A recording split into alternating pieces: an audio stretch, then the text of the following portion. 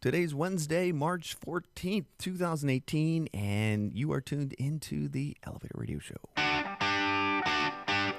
You're tuned into the Elevator Radio Show. I just said that. A weekly program dedicated to covering news and information on elevators, escalators, and moving walkways. Produced in the wee hours of the morning, a new show is uploaded every Wednesday, sometimes even before you get out of bed.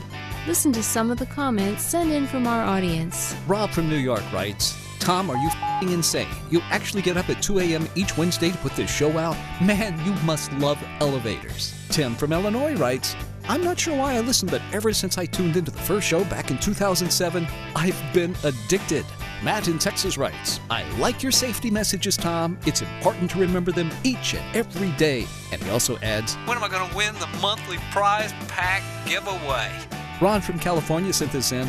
Despite your inability to pronounce words in the English language, I tune in each week and am glad that you offer this service to the industry. It's better than Google News alerts. Sarah from Washington writes, love the show, Tom, and look forward to it each week. I'm glad I signed up for the newsletter. You provide a valuable resource for the industry, not only for North America, but worldwide.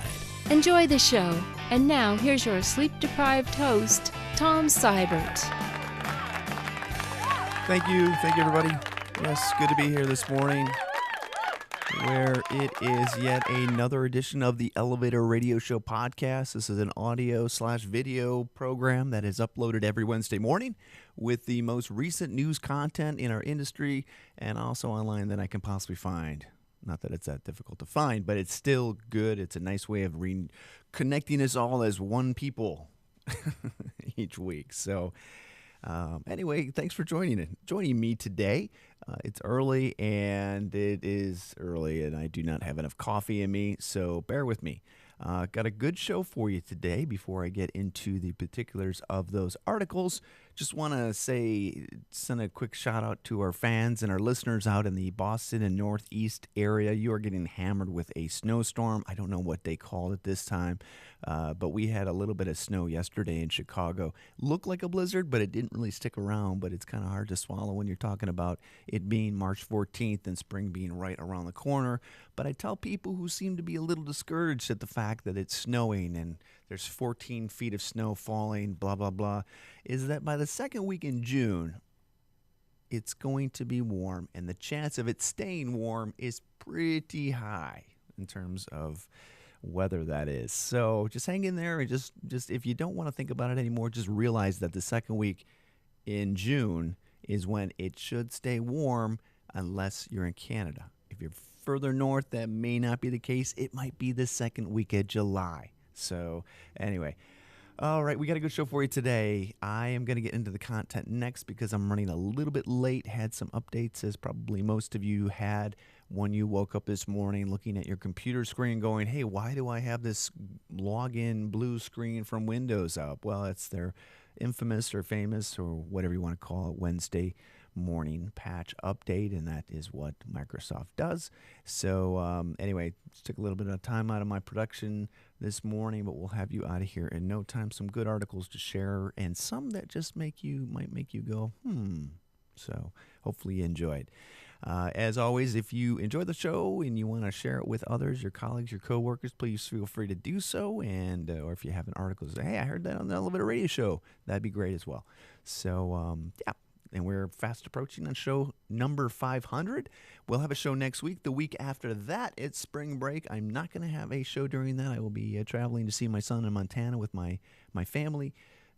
So that'll be 1 week, and that'll probably be show 500. So that 500 show will be the following week, and we'll see if we can't do something a little special on that. So without further ado, we'll get into the show notes next and have you out here. Let this week's news stories give you a lift on what's happening in the vertical transportation arena.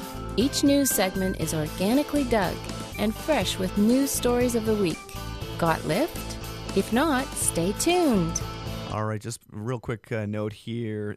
Last week I posted a photo, which I don't know if anybody knew this or not, but there's a photo of me trying to press an elevator button. If you're watching the video right now, you'll see it in the show notes, but if you go to last week's show post and you are listening to the show on iTunes or whatnot, pretty cool. This was actually shown in the this month's progress through NAESA International. If you're a member of NAESA International, and I'll talk about this later on during the show, you get this a great e-newsletter, which I think is probably one of the best publications in our industry to read. It's got some insightful safety information, just lots of good, just honest information, honest talk about our industry, and really look forward to it every month. But my point here is that there's a contest. If you are a member, you have to be a member of NAESA International. But if you figure out where this photo was taken and you send them an email, you might be eligible to win one of the little giveaways they're giving away. So check that out. You'll see that in the progress if you didn't receive it yesterday. But I encourage you to become a member. We'll have more on that towards the end of the show. Okay, first news article of the show today. Employee airlifted to hospital after being trapped in elevator shaft. Man, I do have it on there. I'm sorry. Watch Fox 5, Channel 557. Is that a channel? I guess it is. News in Washington. One person has been airlifted to a local hospital after fire officials say they were entrapped in an elevator shaft. Not a lot of information to cover on this, but it was an employee. I'm certain that OSHA or the state will be in to take a look and see what happened in that situation, as they typically do. So if we learn more, we'll definitely share it with everybody out there. I don't want to speculate on what happened. Next news article coming from the New York Times, really interesting and makes you kind of go, this is how sometimes government works and how it doesn't work in some ways. But the title of this article is MTA, their Mass Transit Authority, violated a law omitting elevators and station upgrade, prosecutors say. And when you think about it, there was some talk on using federal money or money in general, federal money, I guess I should say, and this is a recap on how I interpret it, in making sure stations were accessible, using federal dollars to do that, and that might have been one of the requirements. There was talk about it. It wasn't as if apparently they were not, discussed the options of putting elevators in. It just seemed to be a pretty expensive endeavor, apparently. So the issue here is that I guarantee, you've got contractors that are probably not getting paid because of this holdup. This will take a long time to sort out. And I'm certain that federal money has been held because of the issue of the stations not being accessible, and that's a huge thing. And I'm not an expert when it comes to elevator design or construction, so don't pull me into any kind of litigation cases, please. I'm just prefacing you right now, but there are products on the market that I would think could be added in a way that would not have to require structural changes and basically removing stations or cutting them up that were there from 1920. And when you look at the dollar amounts that were available for these types of projects, it wasn't a low amount. It was like $22 million, something like that. But in comparison to putting elevators in, that may be a low number in addition to the other work that was done on those stations. So interesting. I feel bad for the contractors who had done the work, probably have money being held up, and this thing will get drawn up for a long time. Federal funds will be held up, and I'm sure it's not gonna help out transit whatsoever, trying to fill that gap of where to find the money to pay for the work that they thought they had coming, if that makes sense. So, okay, next news article. This is from Lifehacker. This is kind of I'm not a huge Lifehacker fan. And there's actually another notice that, again, I don't really get, but what do I know about blogging and posting? Is this is the correct way to behave in an elevator? And the only thing I got out of this I thought was interesting of reference had to do with let's see, I can't find the word. And I thought it was made up, but it apparently is not. Well, maybe it is, but dealing with, and I can't find it now, so I can't even comment on it. So I apologize for that. The word was comportation means. I'm going to find it because I don't feel, we have a little bit of time here, so let me do a history. Find comportation. Okay, here we go. It says here. No one more deliciously particular Seattle landlord has taken it upon themselves to outline exactly how one should comport themselves in an elevator, which is basically how you should conduct yourself when you're in an elevator, right? Right. Yeah. seems like it should be sensible advice, but the fact that a landlord actually has to put these rules out there, I guess maybe says a lot about the world we live in today. I don't know. So, yeah, comport. Use that today. That'll be your word of the day. I'm going to advise you how to comport yourself. Anyway, okay, in Carlsbad Caverns, they've got elevator problems there that cause delays on other projects. Kind of puts things in perspective when you think about the need for elevators, how important they are, and how it affects other parts of wherever you need to get to in the building. And in this case, the National Park Service is reporting that there's $44 million in backlog maintenance at the park dating back to 2015 because the park has spent the last several years trying to deal with an outage of elevators, which are a priority. So that makes sense when people need elevators running as quickly as they can, not only from an accessibility standpoint, but from a maintenance standpoint as well, and production is, too. I mean, we get calls all the time from people going, "We need to expedite this. It's their only elevator. They're losing $3 billion a day. Blah blah blah blah blah." Then you say, "Well, it's going to cost X amount of dollars." Like, oh no, we don't want to pay that. So it's all put in perspective. Anyway, interesting though. It's I never thought about it to that level, and this article kind of shares that. Okay, the Elevator U 2018 conference has been open. Registration is open. They are limited on booth space and also hotel rooms, so you can go ahead and register online. That will be held at the University of Alabama, Tuscaloosa, Alabama. So tentative agenda is there. The presentation speakers schedule has been set. It hasn't been released yet, but it will be shortly up online, maybe in a week or so. And that information will be shared on the Elevator Radio Show as well. So check that out. Next news article. I'm not even click on this. I'm going to let everybody else click on it because if I click on it, it's going to tag me back from those that are watching the links and the trackbacks through this. Well, I guess they're going to link on it anyway. Who cares? Yeah. So attorneys, my favorite people in the world. This is from Thurman Law Offices Limited in Chicago. Well, here's an attorney outlining basically all the accidents you could possibly have on an elevator. So so you can properly prepare yourself. Not to say accidents don't happen, but in the end of the day, I know people that will just totally take advantage of these types of situations, and they might have their attorney on speed dial. So yeah, it's Illinois is particularly a difficult state or a very litigious state when it comes to these kind of accidents and workers' comp types of cases in general. It's not easy doing business sometimes in the state of Illinois. Okay, next is how to keep your elevator biz from crashing. This is an interesting article. I got to receive this via email. John, thanks for sending this to me.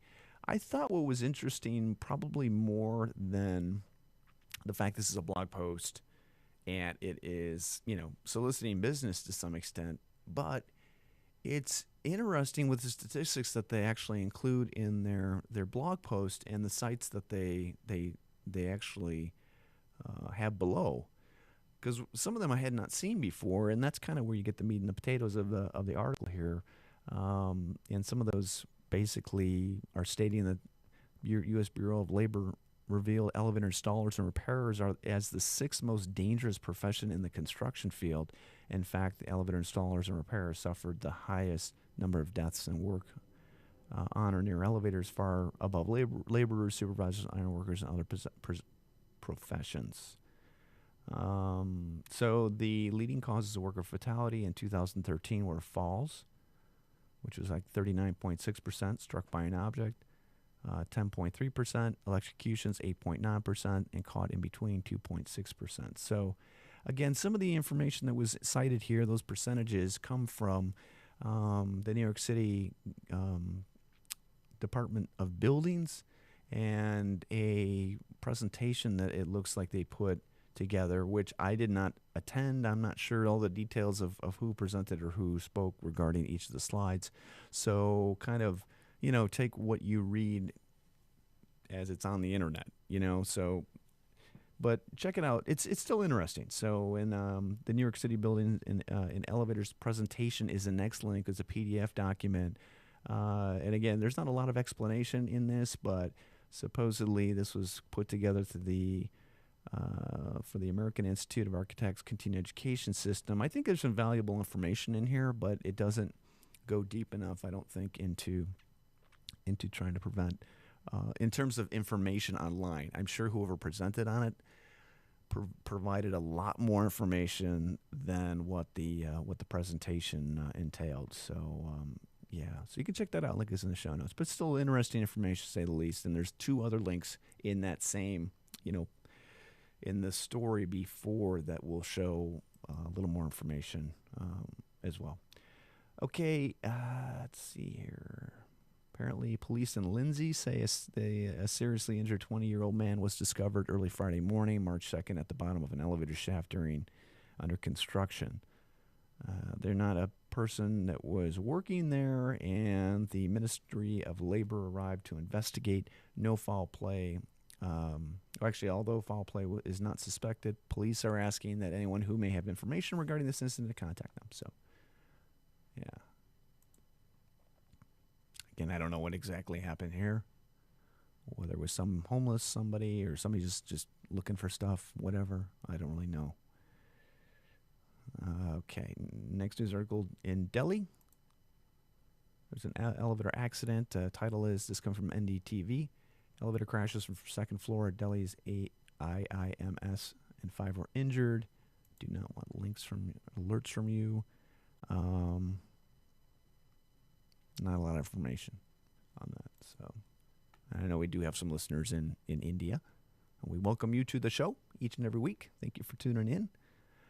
Next news article, Maxton Manufacturing Company training heads north. It's a press release from Maxton. A little bit old, and that's my fault for not staying on top of my emails. I just get so many of them.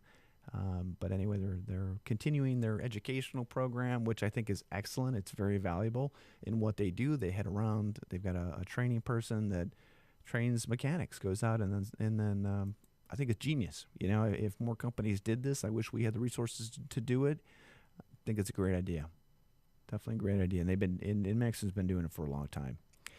Okay, next news article or link was from the Elevator World website. And this is actually in their latest magazine as well, which is really thick this month. But the article is, You've been served, how to respond to a subpoena. Well, let me give you some advice without having to read any of this. Depending on how you were served or whatnot, you might have been served at work. 9 times out of 10, your